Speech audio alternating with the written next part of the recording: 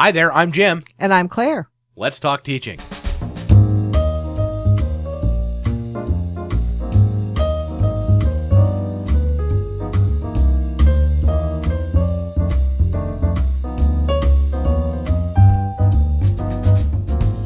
Welcome to Let's Talk Teaching, a podcast from the Center for Teaching, Learning, and Technology here at Illinois State University. I'm Jim G., and joining me again, Dr. Claire LaMonica, our director. Hi, Claire. Hi, Jim. How are you? I'm great. Hey, do you have high expectations for today's podcast episode? Oh, I do. I always have high expectations for you, Jim, and I am always sure that you are going to meet or exceed them. Well, that makes me feel really good. And you did a very good job of communicating them, at least the premise. Today we're talking about communicating our high expectations to our students. It's one of the 7 principles for good practice in undergraduate education. I always have to look at the flyer to get the title right. Me too. But we use them all the time, but they're and we have talked about them before on our podcast. So when you hear communicate high expectations, what are some of the pitfalls that you think as instructors we kind of fall into when we're trying to express our expectations to students?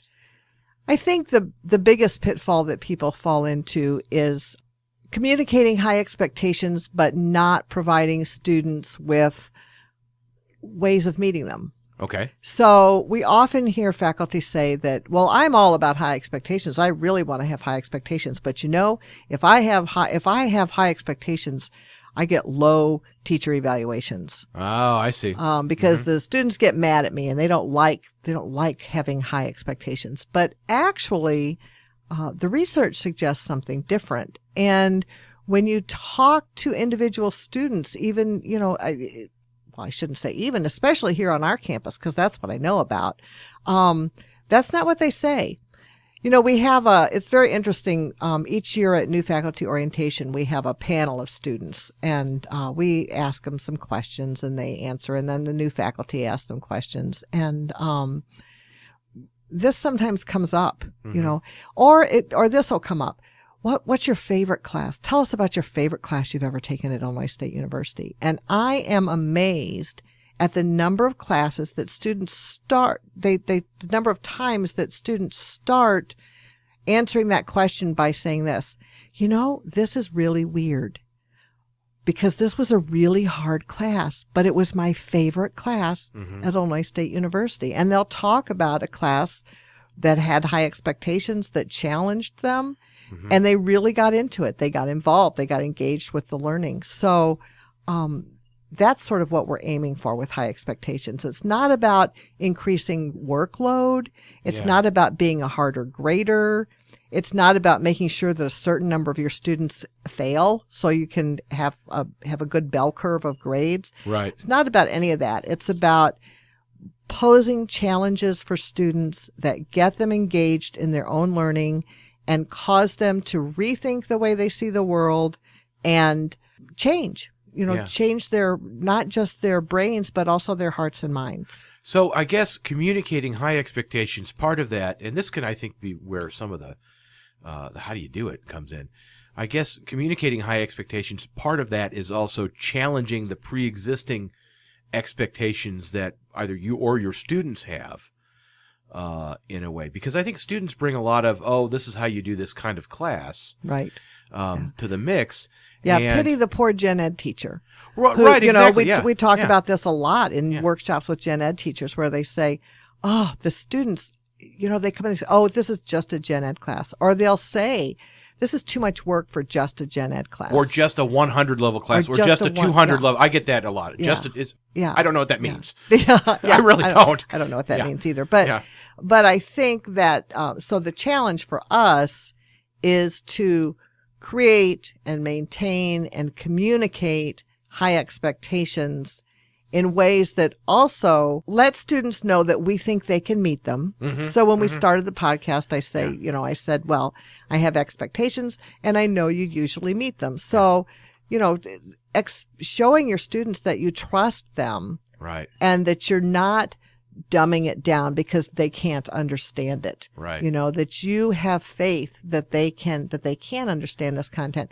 And so it needs to be appropriate, obviously. You need to gauge the level of the content appropriately so that the students have the background knowledge that they're going to need. Right.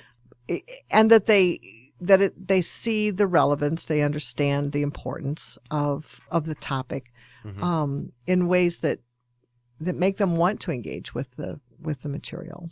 So when I was a little struck, and we talked about this before we started recording, that when you look at the pamphlet, the blue pamphlet we call it, of the 7 principles, that the examples that were given in that original article from back in 1987 or 1986, and we'll link to that on our show page as usual, are very institutional oriented. They're like programs that have been set up to encourage high school students to do this and all that.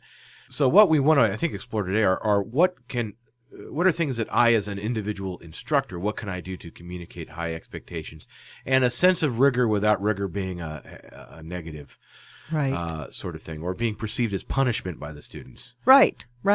So a lot of this goes back to Ken Bain. So even though we have a sort of a starting point, this 7 principles booklet. Yeah.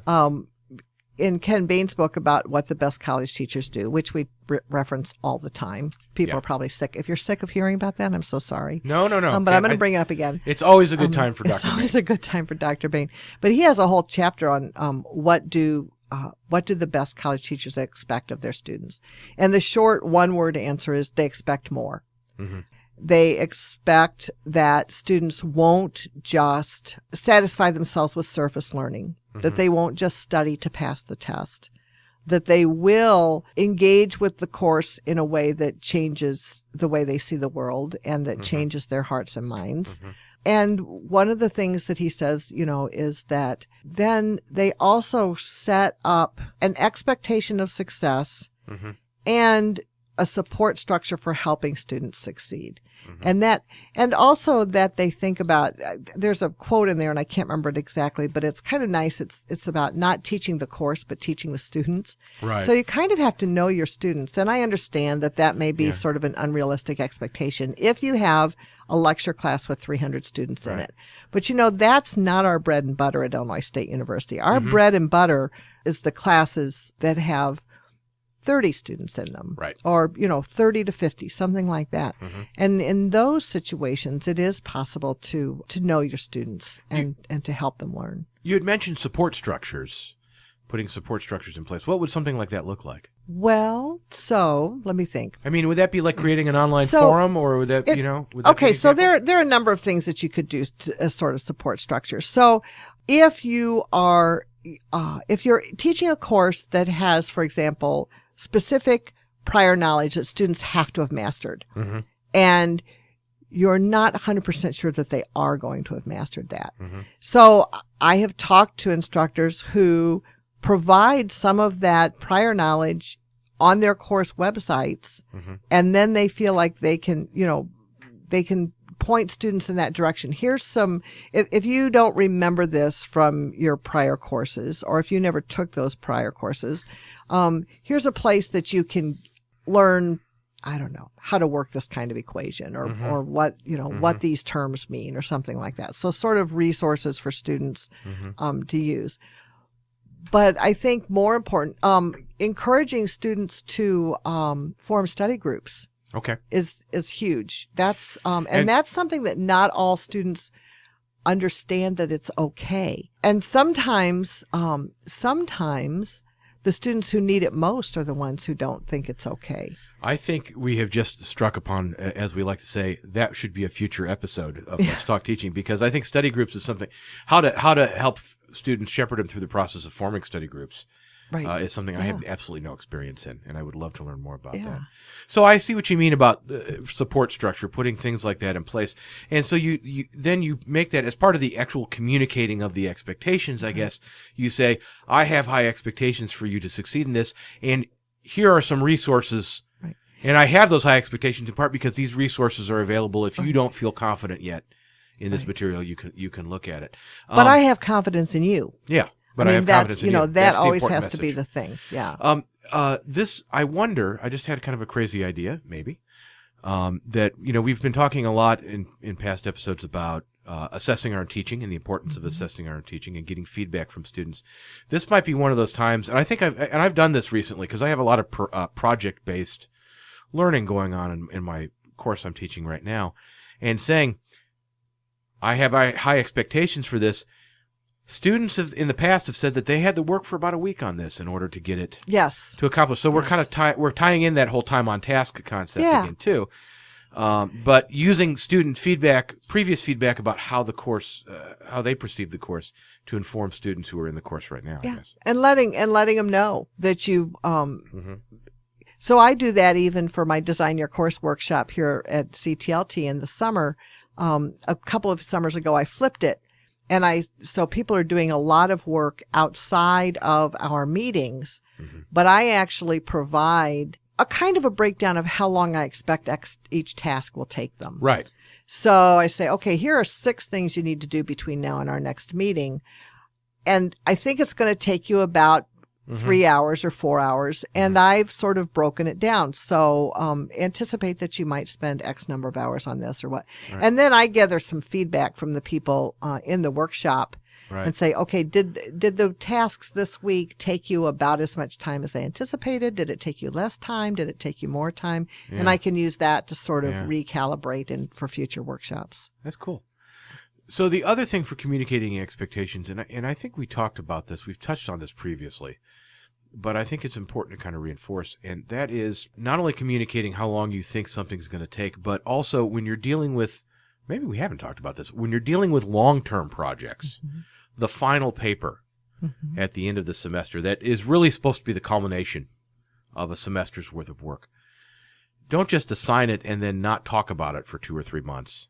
In other words, have checkpoints or have points where you're, so you're not just saying, I expect great things from this paper. I'll see you in December or whatever, See you in May. We actually talked about that in the time on task section. Okay. That's right. Segment. Right. So that was, that's a big part of that. Yeah. And so using that so all of these other things I see is kind of, they're kind of part of what you build your argument to students that you can succeed, and that's my expectation for you, that you have these tools and these resources available. You can do some of that in your syllabus. I think the way you write your syllabus, and I can't remember if we've done a podcast. Oh, we did on the promising syllabus. We did do a podcast on the promising syllabus.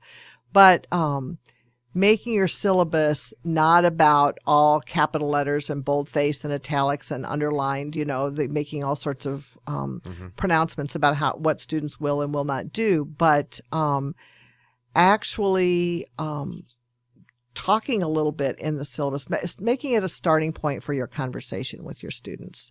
So I had this syllabus one time. I was teaching a first-year composition class, and I had read something, and the syllabus kind of started out about, it said, recently I read an article that said that the only thing students fear more than nuclear holocaust is first-year composition. Ouch. And then I said, rest assured, this isn't going to be nearly as bad, right. As the apocalypse. Now, public speaking, I used to teach public speaking, so I would throw that in there as well. They actually are more afraid of that than they are freshman composition. But I see your point. And then I went on to say this course is going to be a course in which you're going to have to work hard. Yeah. You're probably going to have to spend X number of hours a week outside of class working on your writing, but I'm here to help. Your fellow students are here to help. It's going to be very interactive. You're going to be talking to each other about your writing. You're going to be talking to me about your writing. And by the end, I think you're going to be pretty excited about the amount of growth you see in your writing. So, putting it in that kind of context that, this might be scary. I don't find writing scary, but I get it that other people do. Right. So maybe it's scary. Maybe it seems overwhelming, but we're here to help. And we're gonna help you succeed. And I say at the outset, my expectation is that at the end of this semester, every single one of you will be a better writer than you are now at the start of the semester. Right. And I think that's a very realistic expectation to have sure. for that course. So also setting out specific expectations, not being too general. Mm-hmm. And I mean, that's still, how do you decide, they can decide if they're a better writer or not. And you can kind of help them identify the points that they've improved upon. But that's a nice combination of specificity, but also, something that's personally relatable. So it's that personal, learning. Right. And I don't put it in terms of grades. So I'm Right. not going to say, oh, X number of you Yeah. are going to get A's, or I expect that everybody's going to earn an A, because I don't. Yeah. I expect that they're all going to be better writers. And I know that for some of them, becoming a better writer probably is going to mean earning an A in the course. But for some of them, becoming a better writer is just going to mean earning a C in the course. But that's going to be growth for them. Sure. And so that sort of brings me to another way that you can communicate high expectations. And that's if you do use a rubric or through your grading structures or your evaluation structures, and including your formative evaluations. So I taught a grad course a couple of years ago, which was blended. And so a good deal of what was happening online. And one of the things that was happening was a discussion forum. And after a couple of weeks, I went in. I wasn't in the discussion forum all the time because I really wanted it to be a discussion among the students. Right. But I was kind of watching it. And after a couple of weeks, I went in and I sent each student a formative evaluation of their contributions to the discussion so far. And I was pretty specific. I said, I see that you're doing a lot of summarizing, but you're not doing much synthesizing. So I'd like to see you doing more synthesizing, taking, other people's ideas and your ideas and pulling them together, or taking ideas from the various readings. And so it was pretty specific, but synthesizing is a higher expectation than summarizing. Sure. And when I did that, just that little message that I sent to each student, all of a sudden the quality of the discussions skyrocketed. Like everybody was like, oh, now I get what she wants. Yeah. If nothing else. And it's so much more effective than just saying, no, I think that was a D. Yeah. Or I think that was an A. Because seriously though, because students really do, at some point they just go, it's caprice, or they don't like me or whatever. And she just grades based on what she likes. So in our final few minutes, I wanted to ask you a question which is kind of related to communicating high expectations, which is, what are some ways in which you've communicated with students when they don't meet your expectations? How do you give or get students back on track towards those high expectations when they stumble? Yeah, and I think that's really that's where we get down to teaching the students. Taking the time to meet with them, to find out what's going on. This is, one of my most spectacular failures in teaching one time was my failure to actually sit down and meet with a student who not only wasn't meeting my expectations, but I felt was kind of poisoning the well of the class.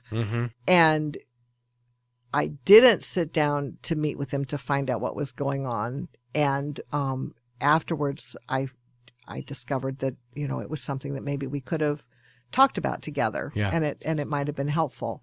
So, I think, when you have students who really do seem to be struggling, finding out what the root cause of that is, and, and how you can help is really important. Even just things like, we had a speaker here one time. Actually, the old Center for the Advancement of Teaching brought in a speaker who said something that I have always remembered, and that was about class attendance. Okay. And having high expectations for class attendance. So my syllabus says I expect you to be here for every class. And then it goes on and talks about why, first of all, and what might happen if you are gone a lot. But anyway. He said one sort of, that one approach you can take is if you see a student in the first few weeks of class skipping, missing here and there, just sending that student an email and saying, hey, weren't in class today. We missed you. Or, touching base and making it clear to them that they do need to be there, but not in a pejorative way. In sort of a, is there something going on, whatever, or we missed you. You make good contributions when you're there, whatever's honest and true. Yeah. But you can also use that. And actually he said, if you make that intervention, which is the word I was trying to think of before, if you make that intervention in the first couple of weeks of class, attendance goes up. It improves attendance in your class. So it's a really minor thing you can do to get people to come to class. And I think that's kind of maybe the lesson I'm taking out of our conversation today, which is that communicating high expectations does not have to be some profound pronouncement from the mountaintop. Probably better if it's not. It's the little acts of communicating. Yeah. Through those, we can reinforce and help students meet those expectations that we have. It's more about the philosophy you bring to the classroom than it is about the little tactics or strategies that you bring to the classroom. Right. It's really having that expectation, communicating that expectation, and then doing what you can to make sure that students are meeting that expectation. And I think consistency is important too. So this may sound easy, but it's something you have to do consistently throughout the semester. I think, Absolutely. too. Yeah. Well, Claire, thank you so much. It's been another great conversation. Thank you, Jim. And that's all the time we have for this week's episode of Let's Talk Teaching. You can find out more about this episode and past episodes by going to our website at ctlt.illinoisstate.edu. You can also find about the many different ways you can subscribe so you don't miss future episodes. For Claire LaMonica and the rest of us here at the Center for Teaching, Learning, and Technology, I'm Jim G. Until we talk again, happy teaching.